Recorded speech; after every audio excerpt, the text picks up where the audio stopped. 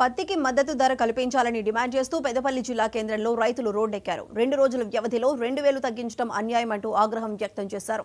మార్కెట్లో వ్యాపారులంతా కుమ్మక్కై నాణ్యమైన పత్తికి సైతం 5,000 నుంచి 6,000 వరకే ధర కేటాయించినట్లు ఆరోపించారు.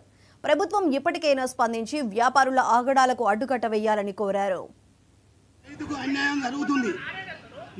ఈ జనవరి 16 నాడు రంగురాయమల్లు భోజనపేట ఒక రైతును 10 ఎకరాల పత్తి పెట్టిన నాకు 40-50 క్వింటాల పత్తి పండింది.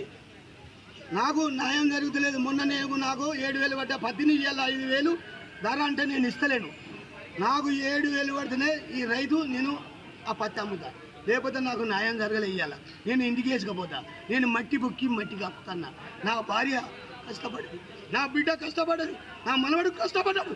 ఇవాళ పోకరు గాళ్ళు ఇవాళ మా పత్తిని మోసం చేసి నాకు 5,000 పెడతా అంటే నేను ఇస్తలేను. ఇవాళ నేను మళ్ళా 2,000 పెట్టి ఆటోలు వేసుకొని పోతున్నా, వ్యాన్లు వేసుకొని.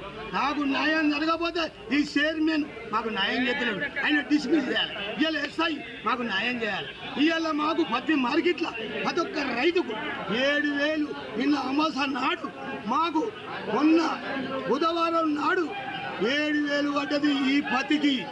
ఈ పత్తి మార్కెట్లో ఇవాళ పోకరగాళ్ళు కట్టి పెట్టి మాకు రైతుల 5,000 మంచి పత్తికి 5,000, పాడి పత్తికి 5,000 మోసం చేసి దగ చేసి మమ్మల్ని మోసం చేస్తారు. రైతుల మాకు కావాల్సింది రైతును మోసం చేయాలి.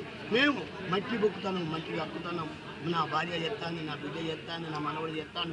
మేము 4 నెలలు చేస్తే 1 ఎకరానికి 50,000 వస్తలేవు.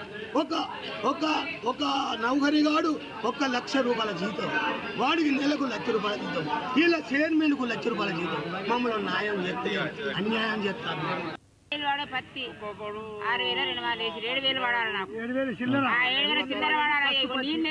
మంచి పత్తి, నంబర్ 1 పత్తి.